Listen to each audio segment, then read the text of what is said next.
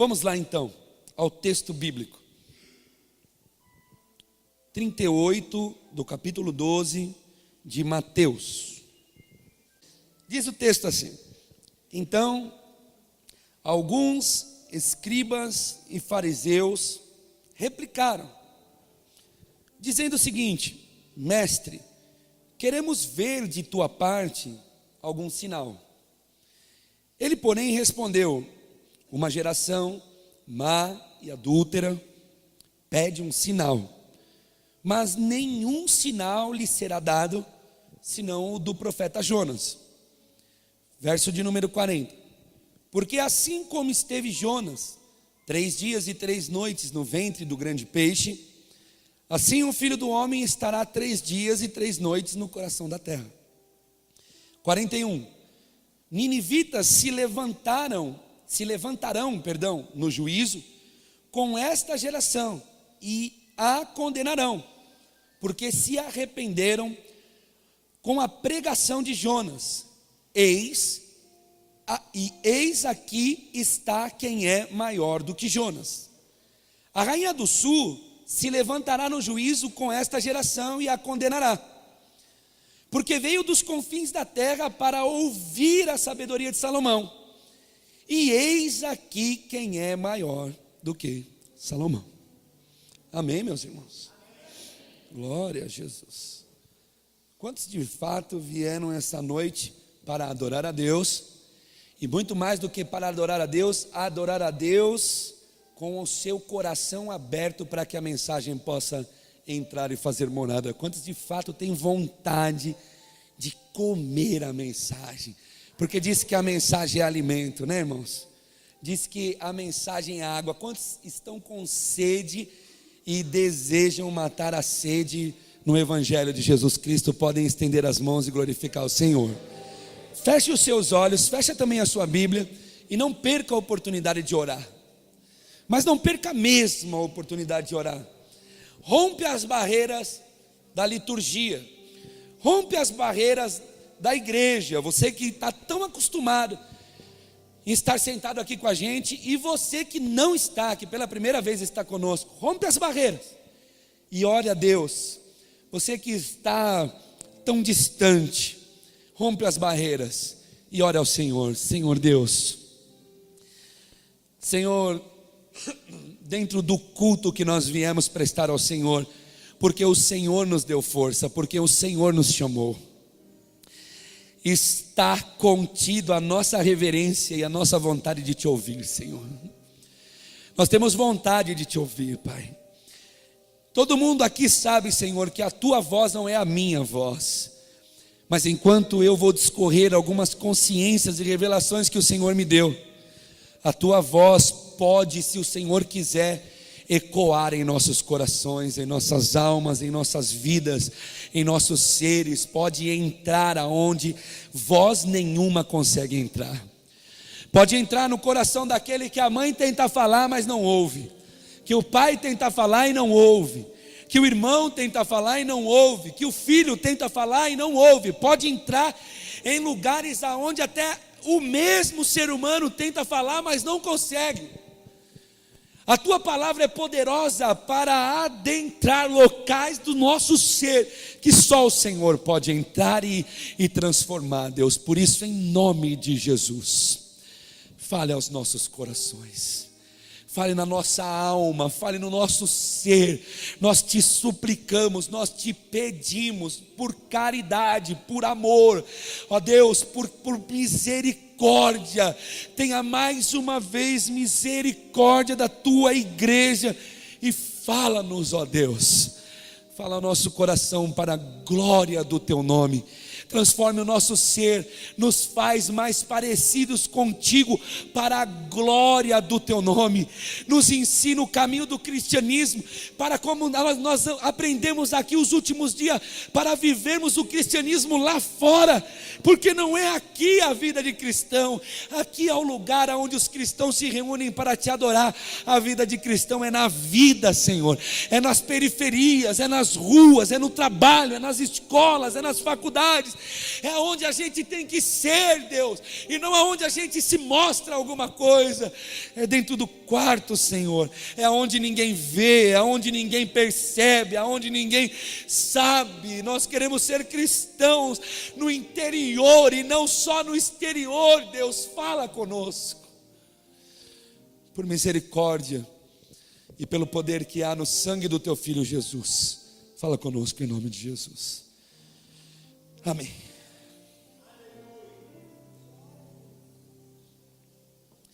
Dá um minuto da tua atenção.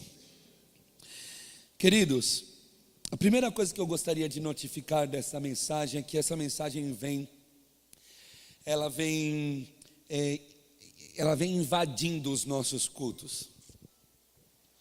Essa mensagem ela vem explodindo dentro dos nossos corações ao longo desses anos em que nós temos o privilégio de abrir essa porta e cultuar a Deus aqui. Qual mensagem?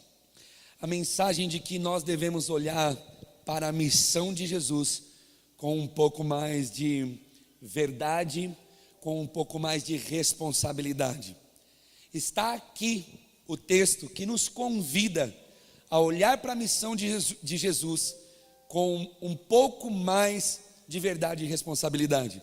Quando eu digo olhar com um pouco mais de responsabilidade e verdade, é porque eu estou de fato afirmando que existe uma grande parte, não só da igreja, mas da população que peregrina pela face da terra, que insiste em olhar a mensagem de Jesus com mentira e irresponsabilidade. Por isso o Senhor nos convida a olhar a sua missão com verdade e responsabilidade. É esse o texto que demonstra para quem lê o Evangelho um momento do caminho de Jesus, que ele vai pôr um ponto final em uma irresponsabilidade da ganância do coração do ser humano, porque os homens estavam procurando ele e estavam testando quem ele era. Alguns procuravam ele porque comiam, outros procuravam ele porque queriam saber quem de fato ele era. A questão é que para tentá-lo ou para encontrarem um erro, precisavam se fazer de amigos. E por isso esse texto, vindo dos fariseus e escribas daquele momento, que na verdade estavam rodeando Jesus para ver se de alguma forma pegava ele em alguma blasfêmia, para logo fazer o que eles queriam fazer, que era tirar ele de cena. Começa o texto dizendo que esses homens chamam ele de mestre. E nós sabemos que esse mestre aqui não é verdadeiro e também não é responsável. Esse mestre aqui é uma palavra de hipocrisia, porque eles na verdade estavam tentando encontrar alguma forma para ver em Cristo algum erro religioso, para que então eles pudessem levar aos seus líderes e aí então fazer com Cristo o que eles queriam, que era tirar ele de cena. Então eles começam no versículo de número 38 dizendo: mestre. Aí ele diz o seguinte: olha, mostra-nos, queremos ver da tua parte um sinal, porque o Senhor Jesus vinha falando sobre alguns temas imprescindíveis para a fé cristã, né? E ele vem falando sobre as árvores que dão seus maus frutos e outras árvores que dão bom fruto, e você reconhece a árvore pelo fruto e tal. E aí eles vêm com essa história de mestre. Olha, mestre, faça o seguinte, dai-nos um sinal para que então a gente possa ver. E eles estavam falando isso porque eles queriam ver algo sobrenatural vindo de Jesus. Não que eles já não tivessem visto, porque até aqui essa presente data já havia acontecido coisas muito miraculosas. Cristo já havia feito milagres e eles sabiam disso. A questão é que eles estavam atrás de encontrar alguma coisa para levar ele à vergonha, ao escárnio, enfim. Então eles dizem assim: mestre, queremos ver um sinal da tua parte, mostra-nos um sinal. E Jesus, por sua vez, sabendo bem o que estava dentro do coração daqueles homens, responde o seguinte: olha, uma geração má e adúltera me pede um sinal, mas nenhum sinal lhe será dado, senão o sinal do profeta Jonas. O Senhor também, o outro evangelho fala que o Senhor fala estas mesmas palavras para um povo que vai lá e ele diz: vocês só estão me procurando para comer e vocês querem um sinal. E esse texto, ele nos mostra uma coisa muito importante.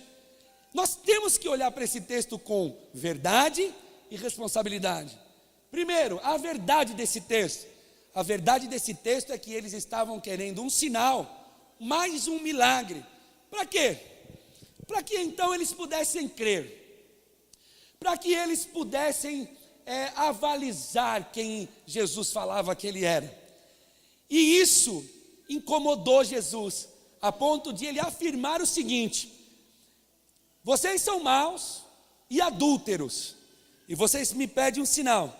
Só que eu vou responder a vocês: não tem mais sinal para vocês. Isso é uma resposta clara de Jesus para quem está atrás de sinais sem nenhum tipo de propósito ou por um propósito pessoal. O que eles estavam era querendo que Jesus simplesmente fizesse um milagre para que eles pudessem avalizar quem Jesus era, como se Jesus precisasse que o ser humano viesse a avalizar quem ele é ou não.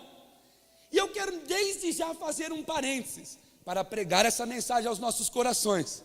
Irmãos, nós não podemos cair nesse erro. Nós não podemos dar o nosso coração a essa loucura. Que loucura? A loucura de ficar dirigindo a Deus um questionamento, ou um tratinhos, ou provinhas, para que Deus prove em nós, através de milagres, quem Ele é. Nós não podemos fazer isso. Isso não é da vontade de Deus. Jesus não fez milagre para que a humanidade ficasse falando: por favor, Senhor, faça isso, aí eu vou crer. Quando nós falamos isso para Deus: Senhor, faz isso na minha vida, porque aí eu vou crer que o Senhor é Deus. Eu queria dizer que se tem alguém aqui que fala algo desse tipo a Deus, eu queria dizer que você não está agradando a Deus. E eu preciso ser responsável para dizer isso para você: pare de fazer isso, não faça mais isso, porque Deus não precisa fazer um milagre na tua vida, ou na vida de quem quer que seja, para Ele dizer e afirmar que Ele é quem é. Por quê? Porque Ele é. Diz a Bíblia que Ele é, e não há quem possa impedir as obras das suas mãos. Ele é Deus. Ele mesmo disse: eu sou eu, o grande eu sou. Irmãos, na verdade esse texto, eu vejo esse texto como um protesto vindo do próprio Cristo para o coração do ser humano que lhe entendeu errado. Porque eles estavam achando que os milagres eram para provar quem Deus era, e os milagres eram para provar o messianato de Jesus e não quem Ele era, porque Ele é Deus. E não é porque Ele faz ou não faz milagres que Ele deixa de ser Deus ou continua sendo Deus. Não, Ele é Deus. Se Ele faz milagre, Ele é Deus. Se Ele não faz milagre, Ele continua sendo Deus. Se Ele nos dá aquilo que nós achamos que vai nos fazer bem, Ele é Deus. Se Ele não dá, Ele continua sendo Deus, porque Ele é Deus sobre quaisquer circunstâncias. Então nós não podemos cair nesse erro, em nome de Jesus. E eu falo nós porque essa mensagem já é um ideal desta igreja. Nós que já conseguimos compreender, talvez sejam pessoas que já conseguiram compreender que Jesus não prova o seu amor nos milagres, nos sinais, que não são os sinais que provam o amor de Deus, mas a cruz, mas o seu sacrifício, mas a sua entrega, mas o seu vitupério, que não são os milagres que provam o amor de Deus, mas o seu amor para conosco até a morte de cruz. Nós que já compreendemos isso, precisamos continuar pregando incessantemente que Deus é bom, porque Ele é Deus. Deus não é bom porque curou, Deus não é bom porque deu, Deus não é bom porque deu emprego, Deus não é bom porque deu comida, Deus é bom porque Ele é Deus. E Jesus falou isso para eles: olha, deixe-me falar sobre vocês. Vocês são maus e também adúlteros, ok? E vocês me pedem um sinal? Vou dizer para vocês: nenhum sinal lhes será dado. Eu às vezes leio esse texto e eu não me canso de pregar isso, porque talvez essa seja a vontade de Deus para essa nossa geração, que infelizmente vive, respira uma fé pautada em milagres. E nós precisamos desconstruir essa heresia. Nós precisamos pregar a mensagem responsável da Bíblia Sagrada. Não são os milagres que avalizam Deus. Não são os milagres que falam que Deus está em um lugar. Que fala que Deus está em um lugar é porque Ele está. Porque Ele é Deus. E o Senhor fala isso para eles: olha, não vai ser dado sinal nenhum para vocês. Eu fico pensando, se o Senhor Jesus olhasse para a nação brasileira hoje, e em seu poder falasse, como Deus falou na beira do Jordão, quando Jesus estava sendo batizado, ou quando falou no Monte da Transfiguração, quando ele está sendo transfigurado e ele está conversando com os profetas, com Moisés e Elias, e então uma voz sai do céu, dizendo que Jesus era o Filho a quem ele tinha muito prazer. Eu fico imaginando uma voz saindo do céu sobre o Brasil, dizendo assim: nenhum milagre mais lhe será dado. Eu queria ver quantas pessoas ficariam sentadas nas cadeiras das igrejas brasileiras, se Deus falasse que não ia fazer mais nada. Se Deus falasse que não ia dar mais nenhuma ruela. Se Deus falasse que não ia curar mais nenhuma enfermidade. Se Deus falasse que não ia dar mais nada, que tudo que o ser humano ia conseguir ser com as suas próprias mãos. Eu queria ver quantas pessoas ficariam dentro das nossas igrejas. E esse é o protesto que eu faço nesta noite.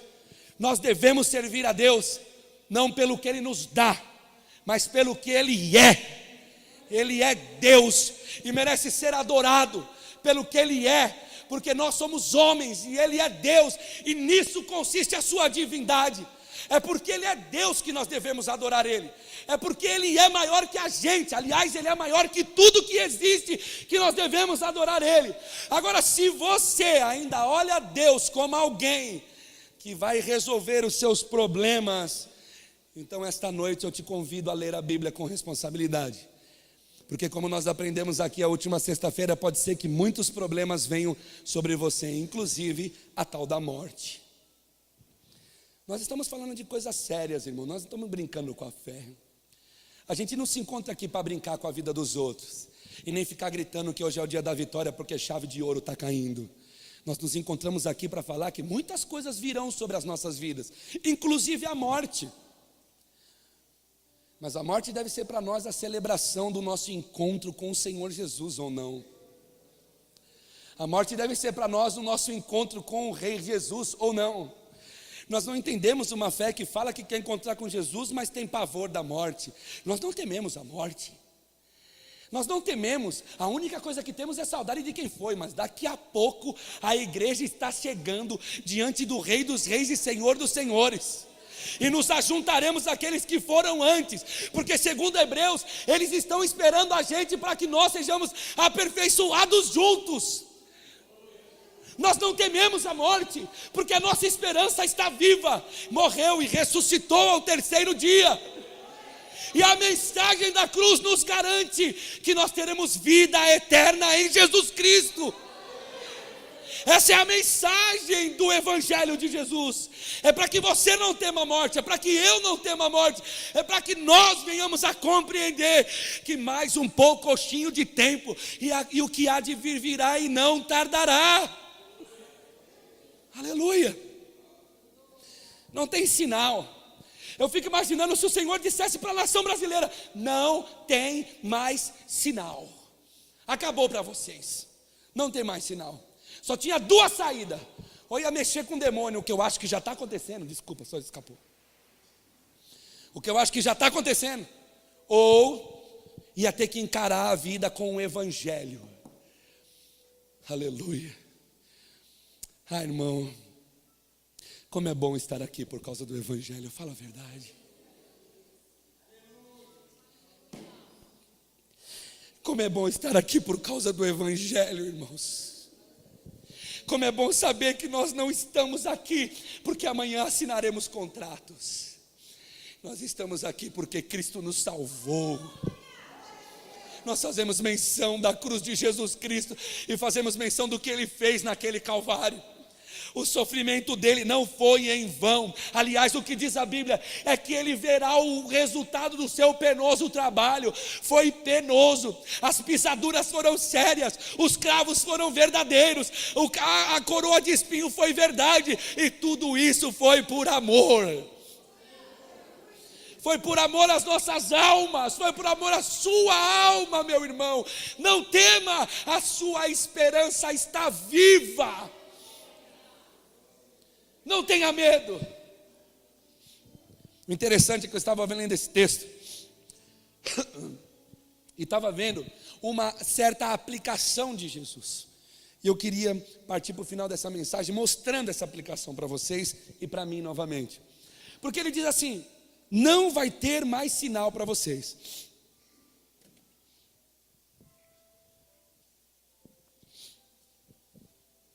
Não vai ter mais sinal. Aí ele dá uma vírgula e escreve um senão. Senão, ele disse o seguinte: olha, o que vocês estão procurando, não tem mais. Acabou para vocês, vocês não vão ver mais de mim, cegos, coxos, à vontade, todo mundo sendo curado. Acabou isso para vocês. Vocês não vão ver mais. Mas eu posso deixar, e eu vou deixar um sinal para vocês. Só que não o que vocês querem.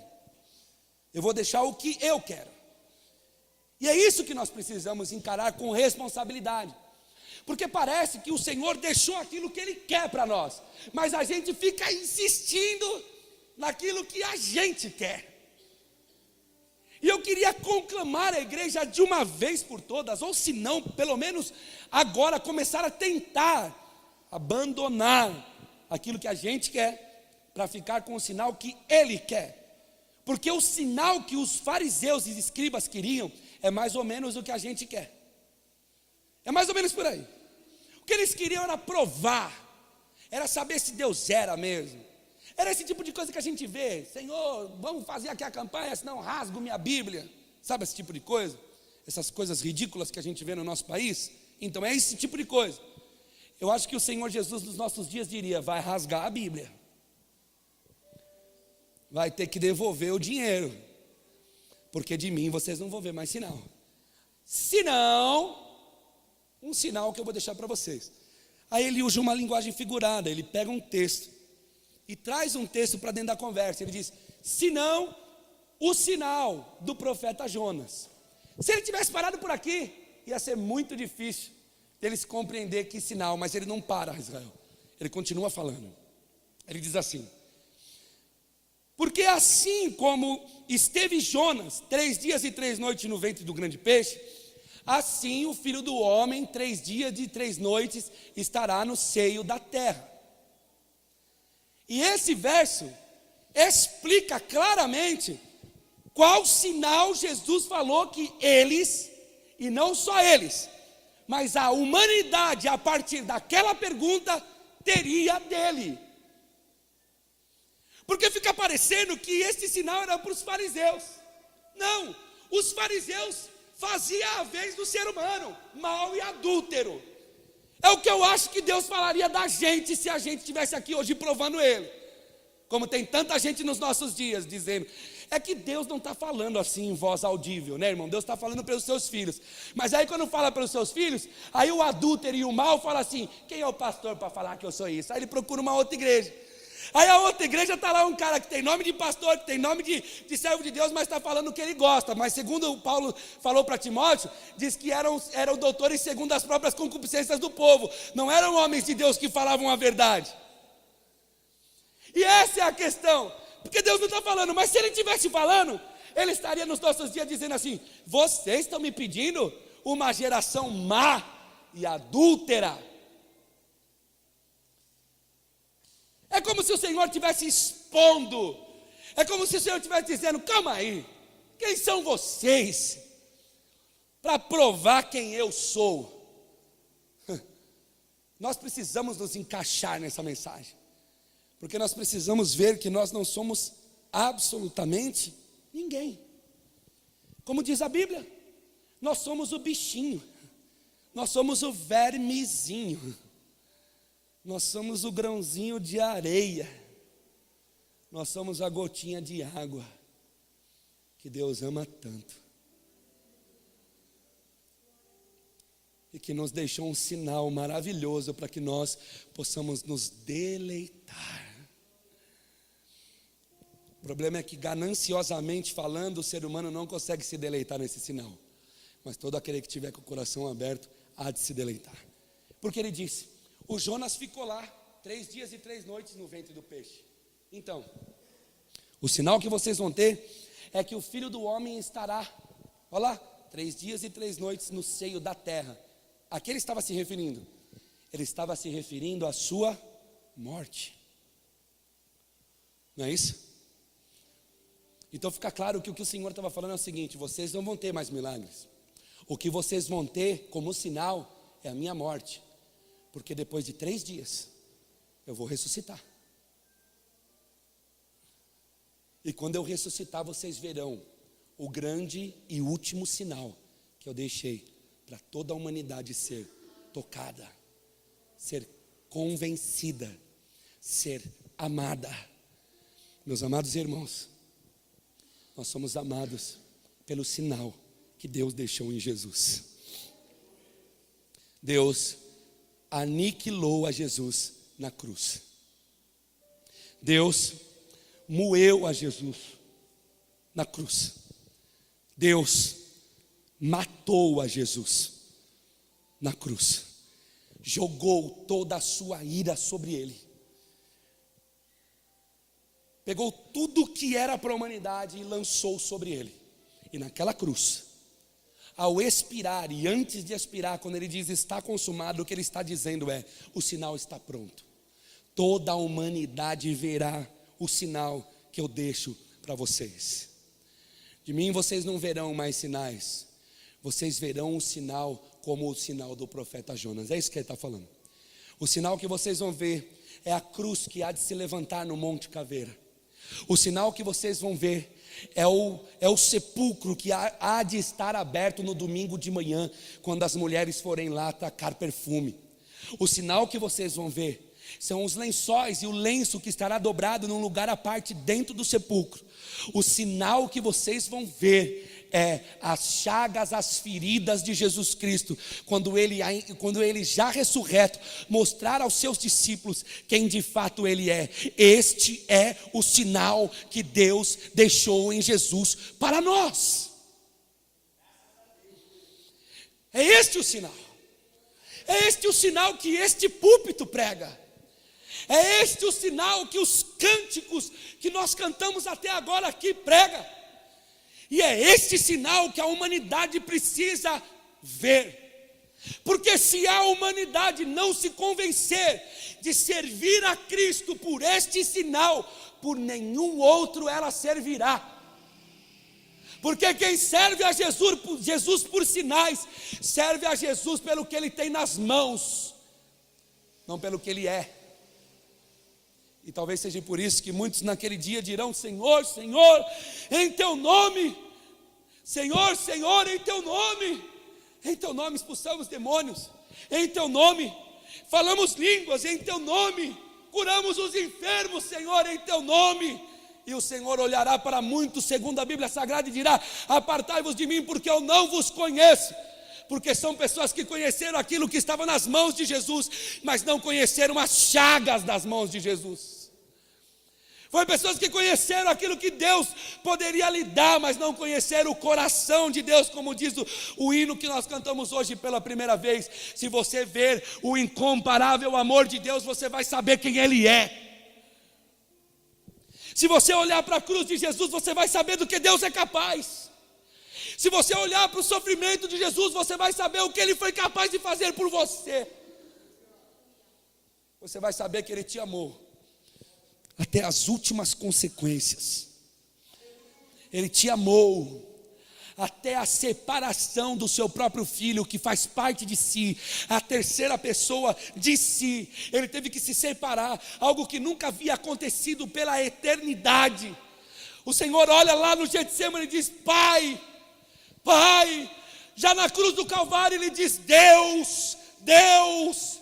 Ele já não chama mais Deus de Pai, para que todo ser humano pudesse chamar Deus de Pai. Meus amados irmãos, se não pelas chagas de Jesus Cristo, por qual outro lugar conheceremos a Deus? Se não pelos cortes, pelas feridas, por qual outro lugar louvaremos a Deus? E por qual outro motivo engrandeceremos o seu nome? Quando nós cantamos: seja engrandecido, ó Deus da minha vida, Tu és o Deus, minha salvação. Cante isso. És a minha rocha, minha segurança, meus lábios sempre te... Seja engrandecido, seja engrandecido, seja engrandecido. Quando você canta isso: seja engrandecido, aleluia, aleluia. Olhe para as feridas, olhe para a cruz, olhe para as chagas, olhe para as chagas. A minha rocha, a minha segurança, sempre te exaltará. Cadê os homens? Aleluia, te louvo, pois sei, Tu és Deus, e não há quem possa dizer que não. Aleluia, te louvo,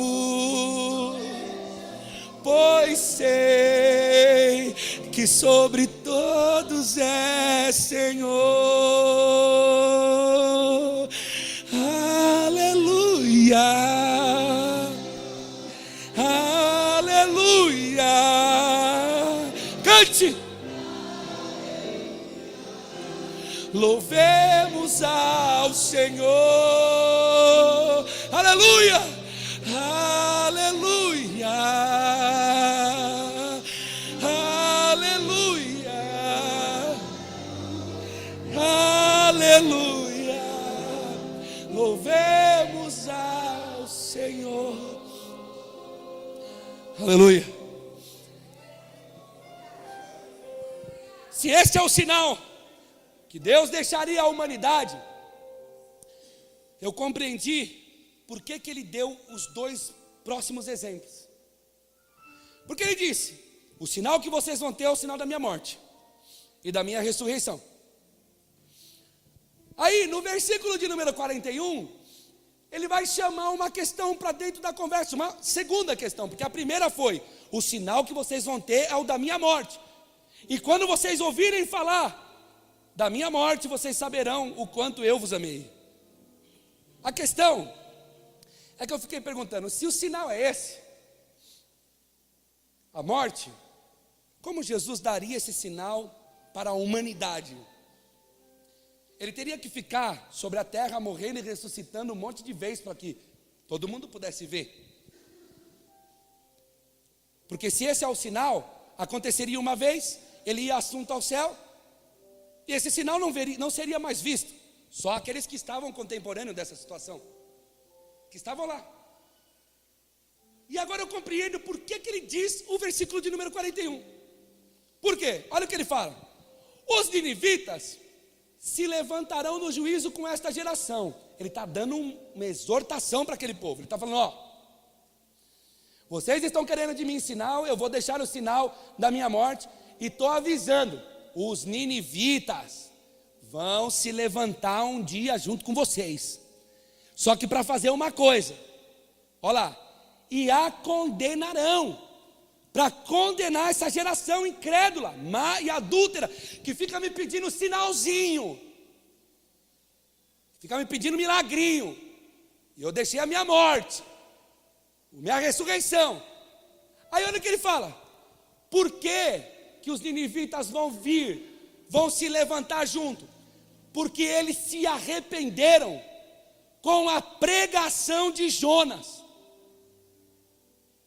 E quando eu li esse texto, Ju, eu falei, pregação. Quantos podem repetir isso comigo?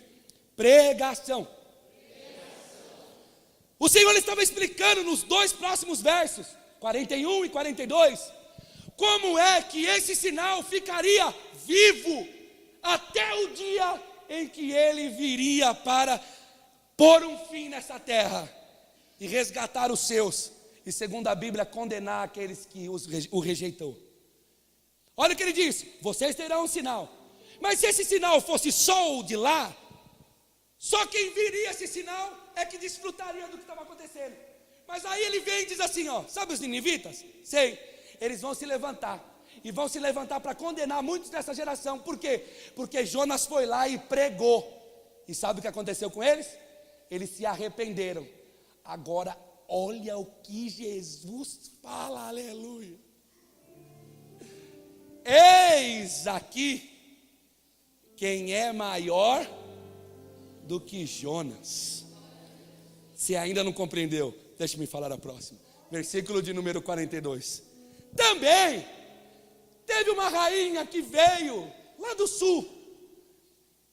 Olha lá, a rainha do sul se levantará no juízo com esta geração. Porque segundo a 1 Reis, capítulo de número 10, a rainha de Sabá vem lá do sul, lá de longe, para saber o que é que estava acontecendo com o tal Salomão, que era muito sábio. E olha o que diz, que ela veio para ouvir Salomão falar. E quando ela ouve Salomão explicar algumas coisas, ela diz, de fato, Deus está sobre a vida desse homem. E olha o que Jesus veio chamar. Olha, a rainha do sul também se levantará no juízo com esta geração, para condenar ela. Por quê? Porque veio dos confins da terra para ouvir a sabedoria de Salomão. Para ouvir. Primeiro exemplo, ele falou que Jonas pregou. Segundo exemplo, ele diz que a rainha do sul veio para ouvir. Ouvir o que Salomão estava falando. E depois foi-se embora sabendo que Deus era com Salomão. Aí ele diz assim, eis aqui quem é maior do que Salomão. E sabe o que eu percebi? Sabe o que Jesus estava de fato falando para aquele povo? Eu vou dar o sinal, vai acontecer, porque eu sou maior do que os 2 que pregaram, e quem os ouviu se arrependeu. Eu sou maior, e eu vou pregar com a minha vida, e essa pregação vai ficar viva, e todo mundo que ouvir a pregação vai ver o sinal. Porque cada vez que alguém levantar a sua voz para dizer Cristo morreu no Calvário, esse sinal se vivificará, tomará forma, tomará vida e conquistará corações até o grande dia. Sabe o que eu quero dizer essa noite? Quem é maior que Jonas, e quem é maior que Salomão, e quem é maior que todos passaram, está aqui em nós, pregando a respeito do seu sinal, falando para nós através de uma simples pregação. Eu morri por você, e ao terceiro dia eu ressuscitei por você. Porque todos aqueles que ouvirem a pregação, todos aqueles que ouvirem a pregação do Evangelho, se arrependerão. Por quê? Porque essa mensagem toma vida quando pregada. E agora eu entendo por que Isaías perguntou o que perguntou, quando nos ensinou aqui a sexta-feira. Quem creu em nossa pregação? Por favor, põe Isaías de número 53. Quem creu em nossa pregação? Quem foi que creu? Quem creu? É por isso a importância de ser responsável e verdadeiro em quê? Na pregação. É isso que o Senhor estava dizendo. O meu sinal ficará vivo pela pregação. Jonas pregou e Nínive se converteu. A rainha de Sabá veio, ouviu Salomão falar e se converteu. E todos quantos ouvirem a respeito da minha palavra também se converterão, se abrirem os vossos corações e a ele for revelado o evangelho. Quem deu crédito à nossa pregação? E a quem se manifestou o braço do Senhor? Meus amados irmãos que me ouvem essa noite, de fato eu não sou ninguém, e nem aqui ninguém, todo mundo aqui é ninguém, mas a pregação está viva, mas a pregação está sendo feita, a palavra está sendo pregada, o evangelho de Jesus está sendo anunciado, e se o teu coração, se ao teu coração está sendo revelado, é porque você há de se converter aos caminhos do Senhor. Olha o que diz: quem deu crédito à nossa pregação? E a quem se manifestou o braço forte do Senhor? O braço do Senhor, desculpa. Pois foi crescendo como um renovo perante Ele. E como raiz que sai de uma terra seca, não tinha formosura nem beleza. E quando olhávamos para Ele, nenhuma beleza víamos para que o desejássemos. Perdoa, Senhor, os nossos olhos ser tão míopes e a gente não conseguir ver beleza. Era desprezado e rejeitado dos homens, homem de dores, experimentado no sofrimento, aleluia, e com um dos que os homens escondiam o rosto, era desprezado, e não fizemos dele caso algum. Verdadeiramente Ele tomou sobre si as nossas enfermidades, e carregou com as nossas dores, e nós o reputávamos por aflito e ferido de Deus e oprimido. Mas Ele foi ferido por causa das nossas transgressões, e esmagado por causa das nossas iniquidades.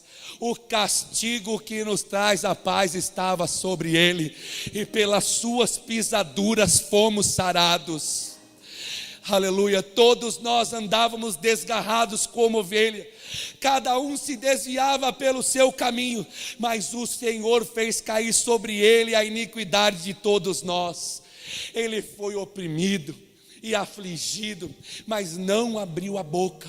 Como um cordeiro que é levado a matadouro, e como uma ovelha que é muda perante os seus tosquiadores, assim Ele não abriu a boca. Pela opressão e pelo juízo foi arrebatado.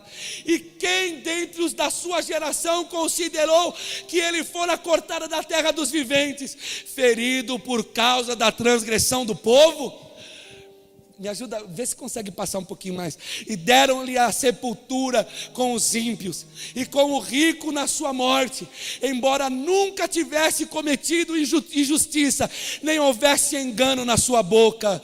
Todavia foi da vontade do Senhor esmagá-lo, fazendo-o enfermar. Quando ele se puser como oferta pelo pecado, verá a sua posteridade, prolongará os seus dias, e a vontade do Senhor prosperará nas suas mãos. Ele verá o fruto do trabalho da sua alma e ficará satisfeito. Com o seu conhecimento, o meu servo justo justificará muitos, e a iniquidade deles levará sobre si. A mensagem do Senhor Jesus está sendo pregada. Então, em nome de Jesus, eu prego essa mensagem a pecadores como eu. Converta-se o vosso caminho, converta-se, arrependa-se dos seus pecados, lance-se aos pés de Jesus. Há perdão em Cristo para os seus pecados. Aleluia. Termina essa mensagem dizendo o seguinte: se segundo o que o Senhor me mostrou, o que Ele deixaria para a humanidade era o sinal da sua morte por pregação, porque Ele não estaria pessoalmente morrendo e ressuscitando todas as vezes até o tempo de hoje. Então, se a pregação fala sobre o seu único sinal, eu quero dizer a vocês uma coisa: o sinal que Deus falou em Jesus para a humanidade, que viria dele, está presente aqui. E eu gostaria que você louvasse a Deus, porque Ele está presente aqui. O sinal está aqui. Você que veio buscar um sinal de Deus, eu te digo, o sinal está aqui.